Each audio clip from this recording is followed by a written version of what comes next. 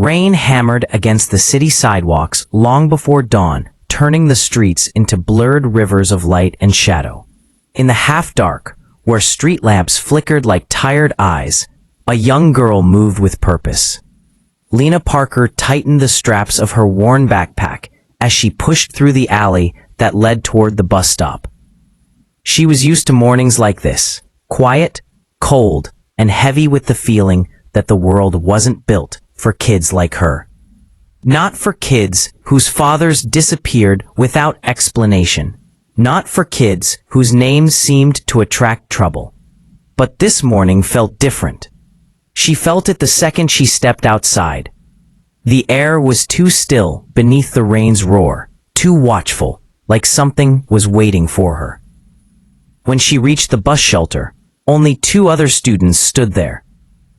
Both kept their eyes down. People in this neighborhood had learned long ago that looking around too much invited questions, or worse, attention. Lena stood apart, headphones hanging around her neck, rain dripping from the ends of her braids. She didn't bother wiping her face. Water was water. She was used to being soaked through long before the day even started. Her bus arrived exactly 2 minutes late, just like always. The doors hissed open, and she climbed aboard, ignoring the quick glances thrown her way. She wasn't dangerous, but she didn't need to correct anyone's assumptions. Let them think she was the kind of kid who didn't flinch. It saved her from unnecessary conversations. She slid into the window seat, pressed her forehead against the cold glass, and watched the city blur past. Storefronts, laundromats, closed cafes, graffiti-covered walls. All of it, part of a life she'd been trying to understand since the day her father vanished 3 years ago. She didn't have much of him left, just a faded photo and the last message he'd ever whispered to her. If anything ever happens, don't let them scare you. You're stronger than they'll ever be. She repeated those words every morning like a quiet prayer. School didn't get easier over time, but Lena adapted. She walked hallways like she owned them. Not because she craved attention, but because fear attracted the wrong kind of people. Especially at East Hill High, where students learned fast that being invisible didn't guarantee safety, but being unshakable sometimes did. She wasn't perfect, she didn't pretend to be, but she knew who she was, most days. When she stepped into her first class, she felt it immediately, the unusual silence. Students whispering, heads turning, eyes flicking toward her and away again, as if she were something fragile or about to explode. She sat down slowly. What happened? She whispered to Mia, who sat beside her. Mia bit her lip. Someone from the district came this morning. They were asking about you. Lena froze. Why? I don't know, but they didn't look like regular administrators. Lena straightened. What did they look like? Like people who don't like being questioned, Mia replied quietly. Before she could respond, the door opened. A tall man in a charcoal gray suit stepped inside, rain still clinging to his shoulders. His expression was unreadable, but the room reacted to him instantly. Students sitting up straighter, silence falling like a dropped curtain. He carried an air Lena recognized instinctively. Authority, precision, quiet danger wrapped in calm confidence. The kind of man who didn't knock, he simply entered. His gaze scanned the room and stopped directly on her. The teacher cleared her throat. Class, this is Mr. Hale from the district. He needs to speak with one of our students. Mr. Hale nodded politely, but his attention never left Lena. Miss Lena Parker, he said, voice smooth but firm. I need you to come with me, please. The entire room stiffened. Mia grabbed her wrist under the desk. Lena, don't go with him alone. Lena forced a steady breath. It's fine. But nothing about this felt fine. She stood slowly, her heart beating too loud in her chest. Every step felt heavier than the last. When she reached him, he gestured toward the hallway without a word, and she followed. At first, they walked in silence. Only the echo of their footsteps filled the corridors. Every classroom they passed seemed to fall quiet, as if the school itself was holding its breath. Finally, Lena spoke. "What do you want?" He didn't answer immediately. Instead, he studied her the way someone might examine a puzzle piece that didn't fit where it should. "Your father," he said softly, "was involved in things far beyond what you understand." Lena's pulse stumbled. "My father is dead." Lena stepped back instinctively. "Why me?" "Because," he said, meeting her eyes, "you're the last person he trusted." Her breath trembled. Rain battered the windows as if echoing the storm building inside her. "You need to be careful from this moment on. Do you understand? Very soon." And then, without another word, he walked away, leaving Lena alone in the silent hallway, standing at the edge of a truth she never asked for. A truth that was coming for her, whether she was ready or not. Jaden didn't remember the walk out of the HOA office. The next thing he knew, he was standing on the sidewalk, the cold morning air brushing against his face, as if to remind him he was still here, still in this fight. The neighborhood looked the same: quiet lawns, trimmed hedges, porch flags gently fluttering, but everything inside him felt different. Yesterday he had felt cornered. Today he felt awake. Mia followed him out, tugging her jacket tighter. "Breathe," she said softly. "You look like you're about to pass out or explode, or both." "I'm fine," Jaden lied. "No, you're not, but that's okay." She stepped in front of him. "Just tell me what's going on in your head." He hesitated, staring at the sidewalk. "They weren't supposed to drag my mom into this." Mia's forehead tightened. HOA people don't have boundaries. They will overstep until someone makes them stop.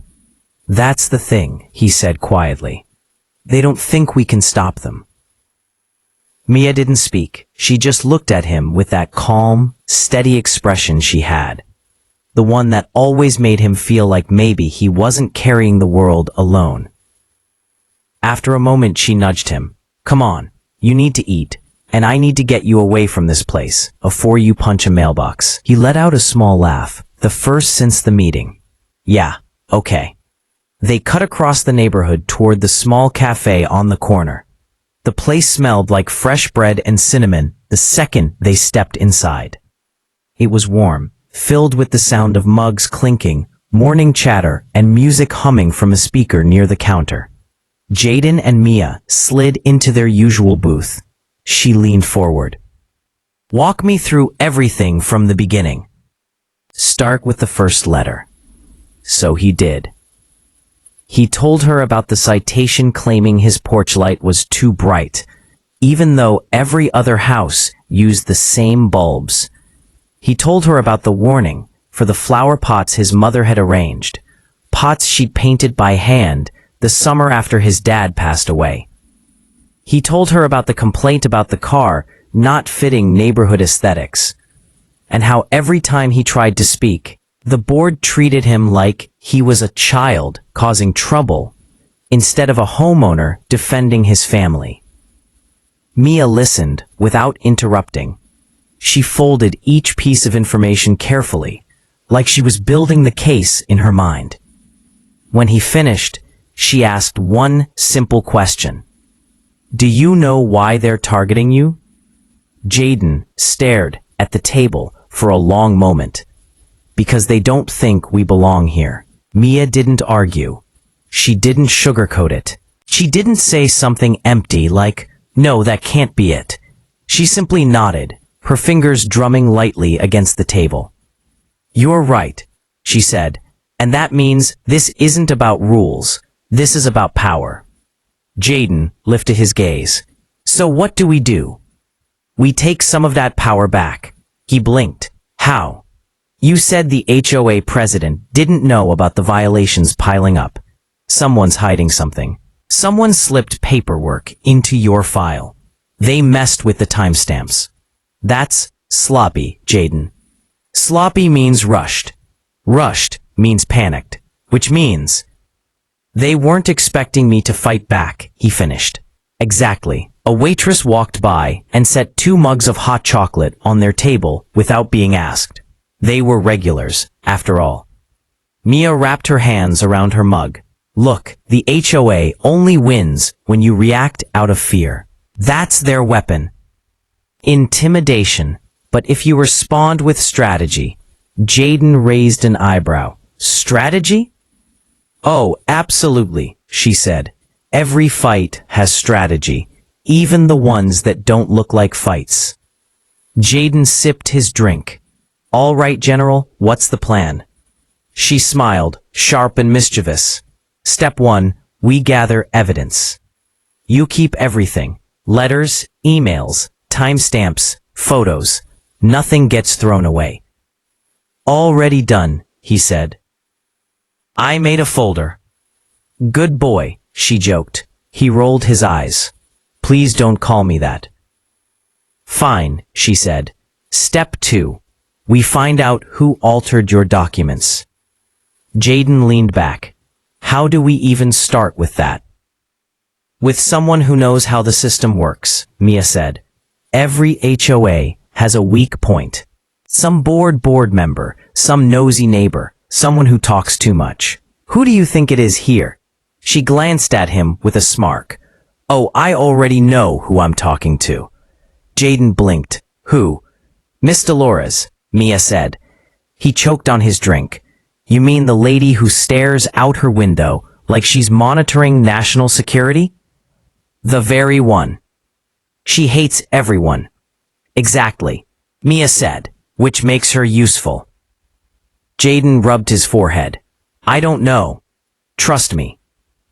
The cafe door opened, letting in a gust of cold air.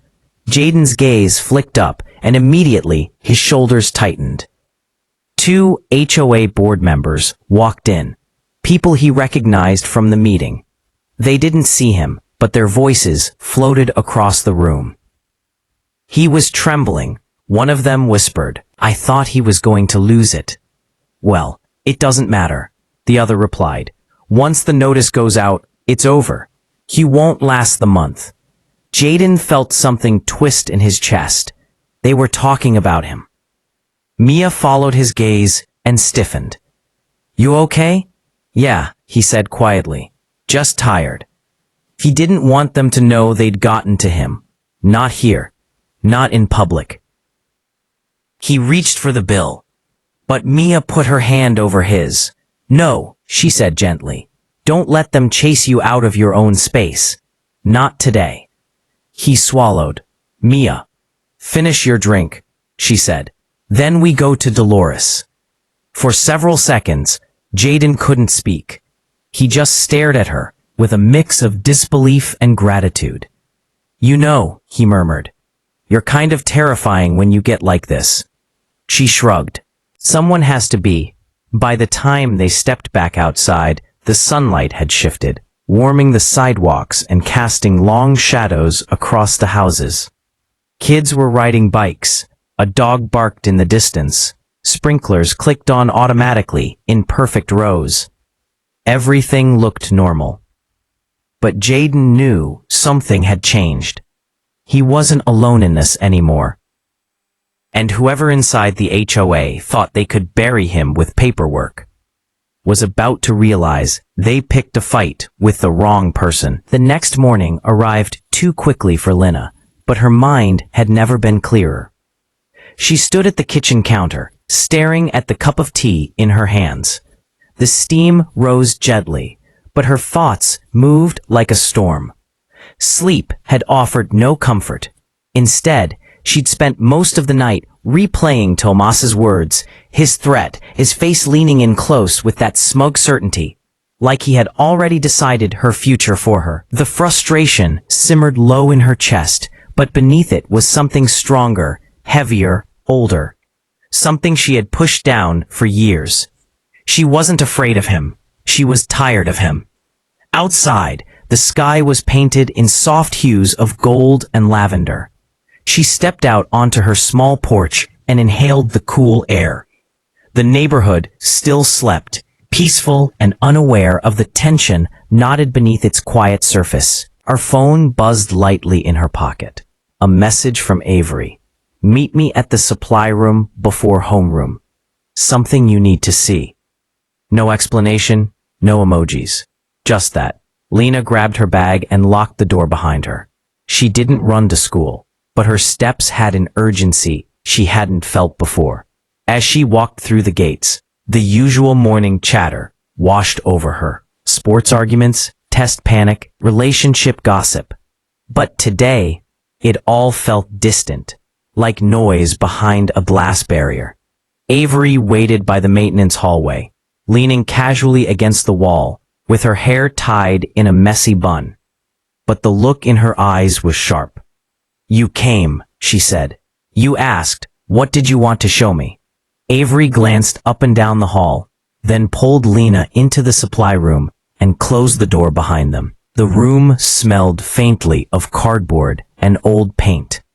Dust caught in the thin shaft of sunlight coming through the narrow window. Okay, Avery whispered, lowering her voice as if afraid the walls might have ears. Before I show you this, I need you to promise you won't freak out. That depends, Lena replied. What am I about to freak out about? Avery smirked. Fair. She dug into her bag, pulled out a folder, and handed it to Lena. Inside were photos, not just random shots. No. These were carefully taken, zoomed in, time-stamped, and every photo had one thing in common. Tomas. Tomas in the parking lot speaking to someone inside a black SUV. Tomas exchanging envelopes with a man Lena didn't recognize.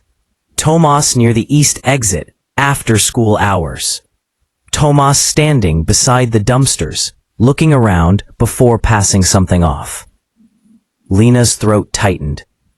What is this? She whispered. Evidence, Avery replied. Well, pieces of it, anyway. Lena looked up slowly. Avery, how do you have these? Avery crossed her arms. Because my brother works evenings around here. He noticed Tomas sneaking around. He started recording everything, just in case. He didn't know how deep it went, but... Her voice faded. But now we do, Lena finished. Avery nodded. Lena stepped back, her mind spinning. The room suddenly felt smaller, the air thicker. Tomas is involved in something illegal? Most likely, Avery said. But here's the thing, Lena. She hesitated, biting her lip. He's been talking about you. Lena's heart skipped. Talking how? Threatening, bragging. He thinks you're scared. He thinks you're going to back down. The anger that had been simmering since yesterday sparked hot. So he thinks I'm weak, Lena muttered. Avery stepped closer. You're not. And I'm not showing you this to scare you. I'm showing you because you're not alone. You have people on your side, whether you realize it or not. Lena stared at the photos again, her mind racing through possibilities. Could they take this to the principal? To security? To the police? But nothing felt that simple. Tomas always finds a way to twist things. She said, he has people who protect him. Adults who treat him like a victim, no matter what he does. Then we don't start with them. Avery said, we start smart. We gather more. We do this carefully. Lena exhaled slowly, steadying herself. She felt the weight of the folder, the weight of truth. It wasn't just about her anymore. It was about everyone Tomas had hurt. Everyone he intimidated. Everyone he thought he controlled. What do you need from me? Lena asked. Avery's expression softened into something like admiration. Courage, she said, but you already have that. Before Lena could respond, A knock echoed from the other side of the door. Sharp, heavy, too familiar. Avery stiffened. Lena's heartbeat stumbled. The knob turned, open just a few inches, and Thomas's voice slid through the crack like cold smoke. "Ladies," he said. "Funny place to have a morning meeting." Avery hid the folder behind her instantly, slipping it under a shelf with her foot. Lena shifted her stance, her expression steady. Thomas pushed the door open fully. His eyes darted between them, assessing, calculating. He leaned against the doorframe like he owned the place. "Didn't expect to see you two together," he said. "Makes a guy wonder what you're whispering about." Lena inhaled. She didn't break eye contact. "We're whispering about how early it is," she replied, "and how annoying you sound before 9 in the morning." Avery snorted. Thomas's smirk twitched, but he recovered quickly. "Careful now," he said. Voice dipped in warning. "You talk like that, someone might think you're getting brave." Lena stepped forward, not aggressively, just enough to close the gap. "Someone might think you're getting scared," she said calmly. His jaw tightened.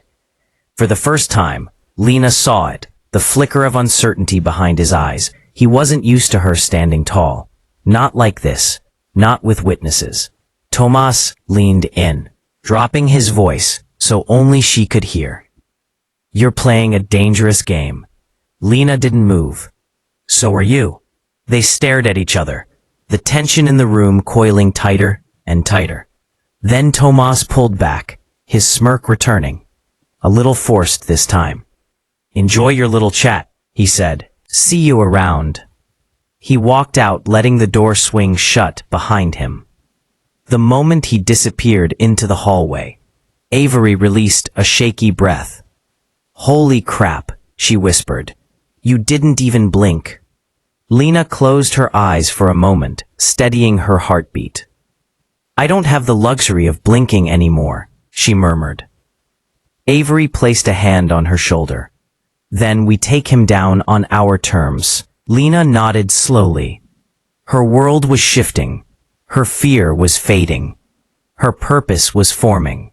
And Tomas, he had no idea what was coming. The house was quiet, too quiet. Jaden had come home late after another exhausting day at school, but tonight wasn't like the others. Something electric buzzed beneath the surface. Something unspoken hung in the air like the cold before a storm. The moment he stepped inside, he felt it hit him like a low, invisible wave. His mother sat at the kitchen table with her hands clasped tightly, knuckles pale from pressure. She usually greeted him with a tired smile, but tonight she didn't look up. The only light in the kitchen came from the flickering overhead bulb, casting a shaky glow across the room. Her shoulders trembled ever so slightly. "Mom?" he asked softly. She lifted her head then, and Jaden instantly knew something was wrong. Her eyes were glossy, not from tears, but from holding them back too long. He dropped his backpack and hurried toward her. "What happened?" She tried to speak, but her voice cracked into a whisper. "It's Barbara." Jaden froze. That name, that woman, that force of destruction wrapped in a perfectly ironed HOA blazer. "What did she do?" he asked, voice tightening. His mother inhaled shakily, reaching for a folded paper on the table. It trembled in her hand as she slid it toward him. "They filed." Her voice faltered. "They filed a violation notice, a formal one." Jaden stared at the paper. Unmaintained property, hazardous conditions, non-compliance. It was ridiculous. Their home wasn't perfect, but it certainly wasn't hazardous. This wasn't about rules. It was about control. It was about humiliation. It was about Barbara sending a message. Know your place. Jaden clenched the paper in his fist. "This is garbage. We can fight this." His mother gave a hollow laugh. "Honey, they've already scheduled a hearing. They want to inspect the house. Inside." Jaden felt heat crawl up his neck. Inside, they can't do that. That's an invasion of privacy. They're claiming structural concern, she whispered. If we refuse, they'll fight us. If we can't pay the fine. She didn't finish the sentence. She didn't have to. It meant losing the house. Jaden felt the room tilt. Barbara wasn't just trying to intimidate them. She was trying to push them out. His mother pressed her hands to her eyes. I'm so tired, Jaden. I'm tired of fighting people who think they can control every part of our lives. I work all day and come home just to deal with this. Mom, he said urgently, kneeling beside her. Listen to me. You're not fighting them alone. I won't let her win. I won't let her take our home. She looked at him then, and for the first time that night, hope flickered in her expression. A small, fragile flame. Jaden stood up, determination settling into his bones like steel hardening. He grabbed the violation notice off the table. I'll talk to someone tomorrow, he said. We'll get help. Who? She asked weakly. Everyone in this neighborhood is terrified of crossing her. Barbara knows how to twist anything into a weapon. Jaden didn't have an answer, but he had resolve. And sometimes resolve was enough to start a fire. He didn't sleep. He lay awake, staring at the ceiling, replaying every moment of the last few months. The glares Barbara gave his mother during HOA meetings, the way she nitpicked harmless things, the smug tone she always used, like she was talking down at them from some imaginary throne. This wasn't about grass length. This wasn't about cracks in the driveway. This wasn't about neighborhood standards. This was personal. And Jaden knew exactly when it started. 2 months ago, when his mother had spoken out during an HOA meeting about a rule Barbara tried to change without consent. She had politely, calmly stood up for herself. Barbara had hated that. Ever since that day, the violation notices came rolling in, first little things, then bigger ones. Jaden stared at the ceiling as anger twisted into something sharper. Barbara wasn't enforcing rules. She was punishing them. He sat up and grabbed his phone. If their house was being targeted, then he needed to understand why. He needed to see the whole board. He needed information. And there was one person who might have it. Mr. Raymond, the former HOA treasurer who had mysteriously resigned last year. Rumor had it he left because of conflicts. Others said he left because he couldn't stomach how Barbara handled things. Jaden hesitated, thumb hovering over the messaging app. It felt risky, like stepping into a battlefield without armor. But then he pictured his mother's trembling hands. He hit send. Jaden. Hi, Mr. Raymond. Sorry to bother you. I'm the son of Mrs. Carter. We received a violation notice tonight that feels off. Could we talk? He didn't expect an answer tonight, but 3 minutes later the reply came. Mr. Raymond, I knew this would happen. She's targeting your household. Meet me after school tomorrow. Don't tell anyone. A strange chill crawled up Jaden's spine. But mixed with it was something else. Confirmation. Something was rotten beneath Barbara's rules. And whatever it was, Mr. Raymond knew. The next day, rain drizzled lightly as Jaden met the former treasurer at a small cafe near the edge of town. Raymond was older, with silver hair and tired eyes. But there was strength in his posture. A man who had seen too much injustice to pretend it didn't exist. He slid a folder across the table. These are documents from my time on the board, Raymond said quietly. I kept copies because I knew one day someone would need proof. Jaden opened it slowly. Violation records, meeting transcripts, expense reports, signatures that didn't match, dates that overlapped in impossible ways. Raymond leaned in. Barbara isn't following protocol. She creates violations when she wants someone out, and she always has a target. Jaden felt his pulse thud in his throat. But why us?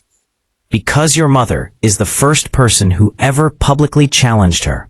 Raymond's voice softened. And because you're a strong household, you're not easy to intimidate. People like Barbara, they hate that. Jaden swallowed hard.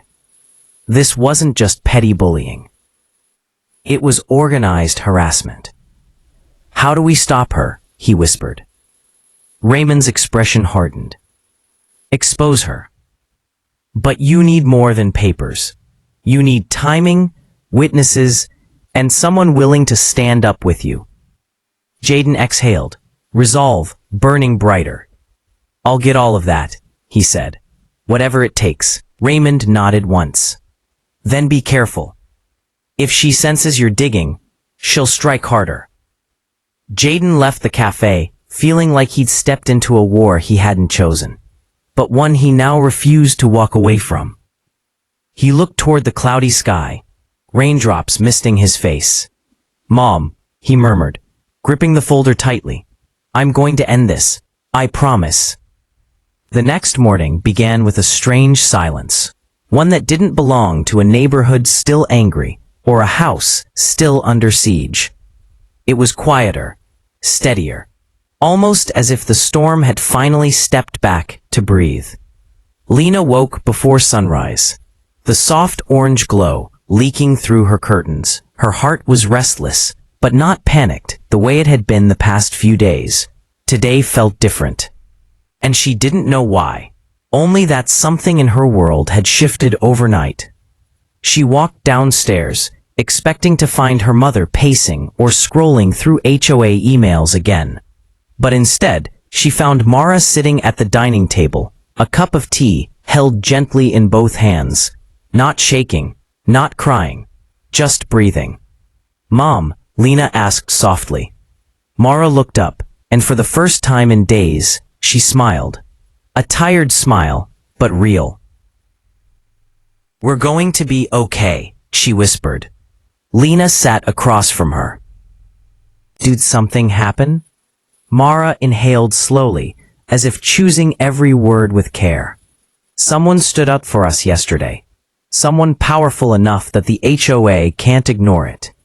Lena blinked. Who? Before Mara could answer, the doorbell rang. Both of them froze. Another violation notice? Another threat pinned to the porch? Another confrontation? But something felt different. Lena hurried to the window and nearly gasped. A black SUV was parked outside. A man in a tailored charcoal suit stood at the door, holding a leather portfolio, surrounded by two uniformed community compliance officers. Not HOA, but actual city enforcement. The kind the HOA had no authority over. Lena's heartbeat quickened. Mom, I think this is good. Mara took one steady breath and opened the door. Ms. Green? The man asked with a respectful nod. My name is Director Holloway. I oversee municipal oversight for community associations in this district. Mara's eyebrows lifted. Oversight? I didn't know the city had one. They do, he replied calmly. Most HOA presidents hope you don't. Lena stepped beside her mother, unable to hide her shock. We've received several complaints, Holloway continued. Not just from you, but from other residents in the surrounding developments. He opened the portfolio and held up documents stamped with city seals. Your HOA president has overstepped authority multiple times. Mara's breath caught. You mean someone finally listened? We're listening now, Holloway said, and we're opening an official investigation. Lena covered her mouth, overwhelmed. Mara's eyes glistened, not with fear this time, but relief. Then, Holloway added quietly, someone submitted a very detailed report, complete with video, documentation, dates, witness statements, and a legal summary that made my entire department sit up straight. Mara blinked. Who did that? Holloway gave the smallest smile. A friend of yours, He prefers not to be credited. Lena's heart jumped. There was only one person who knew the whole story. One person who actually cared enough to fight. One person who had already risked everything once before. Jaden, she whispered. Mara turned to her daughter, confused. Jaden, from school? Lena nodded, eyes brightening. Mom, he didn't just help me that day. He helped us now. Before Mara could respond, Holloway continued. We'll be interviewing the HOA board today. And Ms. Green, he glanced at the house, then the yard. You are not to receive any more threats or notices. If anyone approaches you without cause, call me directly. He handed her a card. Mara held it like a lifeline. Thank you, she whispered. Thank you so much. Holloway nodded once and stepped away, his officers following. As soon as the SUV pulled off, Mara closed the door and leaned back against it. Covering her face with both hands, Lena wrapped her arms around her mother, holding her tightly. For the first time in weeks, Mara didn't tremble. She didn't crumble. She simply melted into the hug, shoulders loosening, the fear finally lifting. He did this, Mara whispered into her daughter's hair. That boy, he gave us our life back. Lena exhaled shakily. Yeah, he did. Later that afternoon, Lena walked to the small park near their house, the place where Jaden had once told her that injustice wasn't permanent, no matter how powerful it seemed. She wasn't sure he'd be there, but something told her to try. Sure enough, she found him sitting on the swings, backpack at his feet, hands loosely gripping the chains. He wasn't smiling. He wasn't glowing with victory. He simply looked relieved. She approached him quietly. You didn't have to do all that, she said softly. Jaden looked up, his eyes warmer than she remembered. Yeah, he replied. But I wanted to. She sat beside him. My mom couldn't even speak this morning. She was so scared. But after Holloway came, she looked like she could breathe again. Jaden nodded slowly. Good. That's all I wanted. Lena hesitated. Why did you go so far for us? Jaden kicked gently at the dirt beneath his feet. Because people like them count on everyone staying quiet, on fear doing the work for them. He turned to her, expression steady. And because I know what it feels like to have someone push you around just because they can. Lena's heart tightened. Silence settled between them. But it wasn't uncomfortable. It was full of understanding, gratitude, connection. Jaden, she said softly, voice trembling. You didn't just save us. You gave my mom back her strength. Jaden gave a small smile. She already had it. She just needed someone to remind her. Lena blinked back tears. I'm really glad you're in my life. Jaden's breath caught for a moment, but he smiled back, warm and genuine. Me too, Lena. For a long, peaceful moment, they just sat there, two people who had been stuck in a storm, now finally standing in the quiet afterward. But neither of them knew. The biggest confrontation was still coming, and when it did, the whole neighborhood would be watching. The storm didn't arrive with thunder. It arrived with silence. A silence so heavy that even the air inside the community hall seemed to pause, waiting, listening, sensing that something irreversible was about to unfold. Malik walked into the meeting room with slow, steady steps. Not angry, not nervous, just done. Done with the disrespect, the false accusations, the years of being blamed for things he never caused. Done with Barbara's smug smile. Her clipboard laws, her personal vendettas disguised as HOA regulations. Tonight would not be another argument. Tonight would be evidence. Every seat in the hall was filled. Neighbors who had ignored him for years now whispered to each other, unsure whose side to choose. Some avoided his eyes completely. Others looked at him with quiet guilt, realizing too late that they had believed lies without ever asking for proof. At the front, Barbara stood stiffly in her navy blazer, lips pursed in irritation, not fear. She truly believed she could not lose.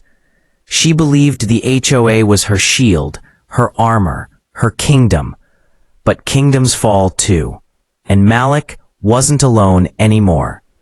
Detective Reyes stood near the entrance, arms folded. The same officer who had once questioned Malik without giving him the benefit of the doubt now watched him with something new in his eyes. Respect. "You ready?" Reyes murmured as Malik passed him. Malik breathed out slowly, more than ready.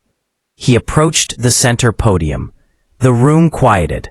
Even Barbara straightened, preparing her rehearsed speech. "Good evening," Malik began, his voice calm, steady, carrying through the hall without force. "Before we begin, I want to thank everyone for coming. I know there have been misunderstandings between me and the HOA, and tonight we're finally going to clear them." Barbara scoffed, loudly. "Clear them? Mr. Malik, you have been violating regulations for months. Unauthorized renovations, unapproved landscaping, alleged disturbances." He did not flinch. "Barbara," Malik said softly, "let's talk about your violations first." Gasps fluttered through the crowd. Barbara's composure cracked for a moment. "Excuse me?" Malik reached into his folder. He did not raise his voice, did not rush, did not look away. "Over the past year, you sent me 34 violation notices. 34. He laid down a stack of envelopes.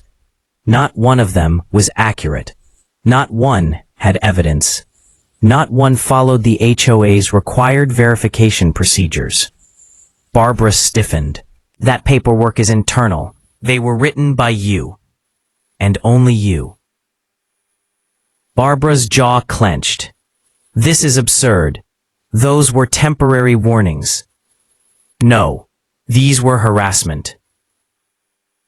Another slide appeared, timestamps from Malik's security camera, showing her walking onto his property multiple times, taking photos, writing notes, and leaving without speaking to him.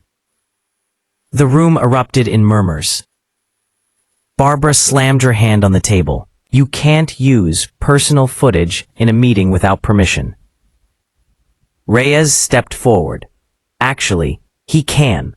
He filed this evidence legally under a harassment report this morning." Barbara froze. Malik looked out at the neighbors, the people who had watched from behind curtains but said nothing. "I didn't want conflict," he said, his voice lower now, heavy with the truth he had carried alone. "I moved here for peace, to raise my son somewhere safe, to be part of a community. But instead, I became a target." He clicked again. A new slide appeared. This time, it wasn't a photo. It was a screenshot of an HOA email chain, one that Barbara never expected anyone else to see, one where she referred to Malik as a problem, a rule breaker, and finally, someone we should push out before he attracts others like him. The room went dead silent. Neighbors stared at her, horrified. The mask slipped off Barbara completely.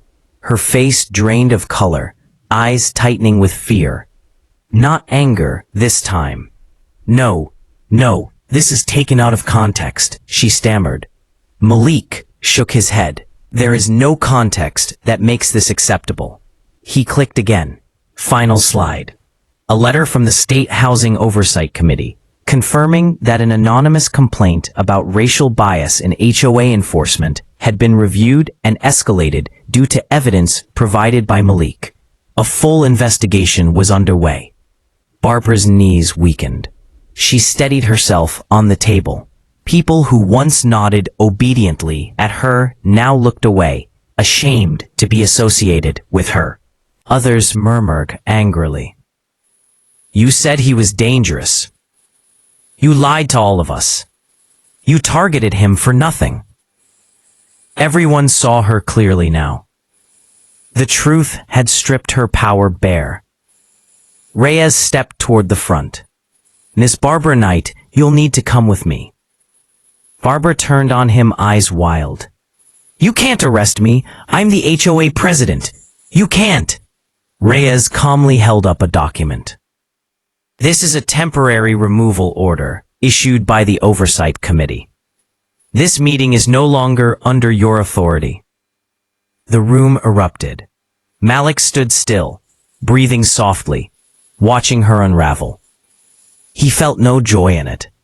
No satisfaction, only relief. Quiet, steady, overdue relief. As Barbara was escorted out, she glared back at him. "You think you've won?" she hissed. "This isn't over." Malik met her eyes, not with anger, but with a calm that terrified her more than rage ever could. "Yes," he said softly, "it is." When she was gone, the hall fell silent again. Jaden stepped forward from the crowd, eyes shining with pride. "Dad, you did it." Malik rested a hand on his son's shoulder. "No, son, we did it. We stood our ground, and we told the truth." For the first time since moving into the neighborhood, Malik felt the room shift, subtly but unquestionably, toward him, not away from him. Respect, understanding, accountability.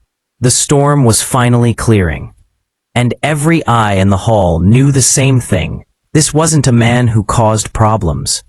This was a man who survived them.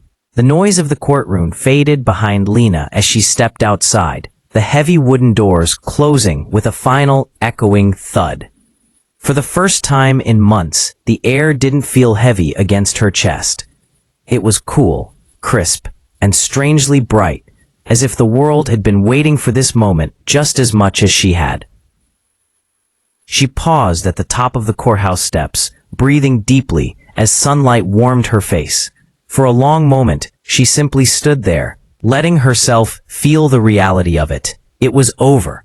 She had survived everything they tried to bury her under. Lies, accusations, intimidation. And she had walked out stronger than she walked in. Behind her, the doors opened again.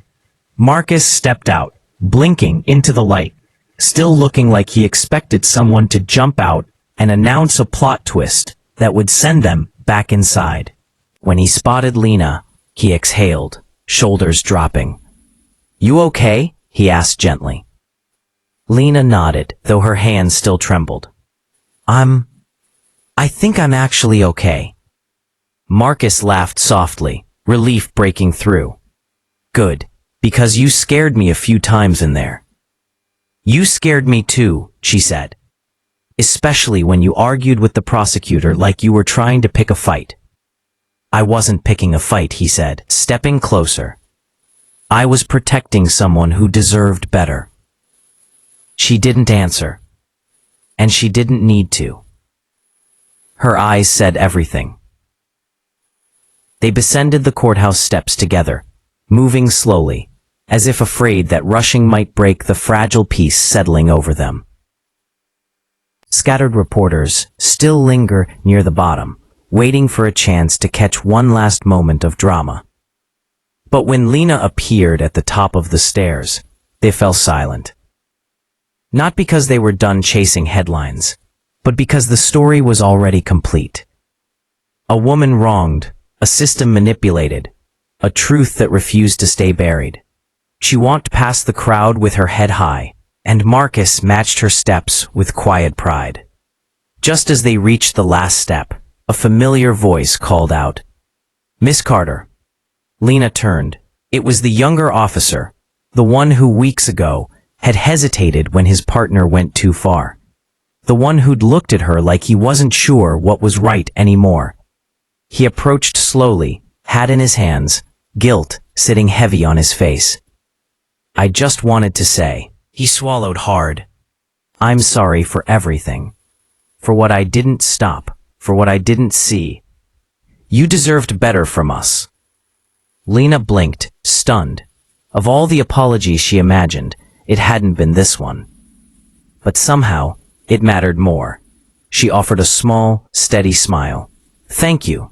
That means something," once, sharply, then stepped back, leaving her with a little more healing than she had moments before. Marcus opened the car door for her. "Ready to go home?" Lena hesitated. The word home didn't feel simple anymore. It carried too much history, too many arguments, too many accusations, too many nights she cried alone, wondering if she would ever be believed again. Home wasn't just a place. It was the feeling she had fought to reclaim. And maybe it was a feeling she could build anew. "Yeah," she said softly, "I'm ready."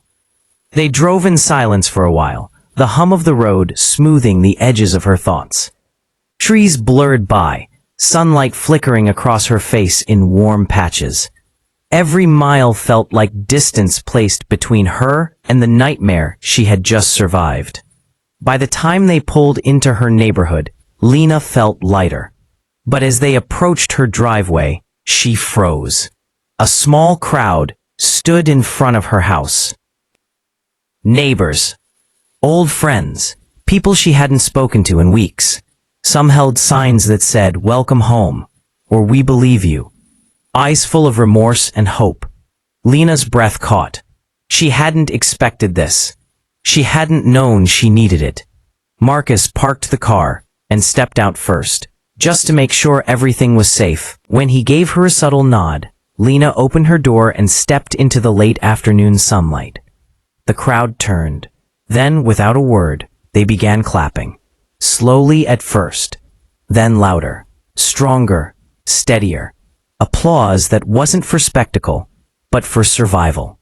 Lena covered her mouth, overwhelmed. One of her neighbors, Mrs. Halston, the same woman who once whispered rumors on her porch, stepped forward, eyes glistening with regret. "I'm so sorry," she said, voice trembling. "We should have trusted you. We should have asked questions instead of assuming the worst." Lena didn't know what to say.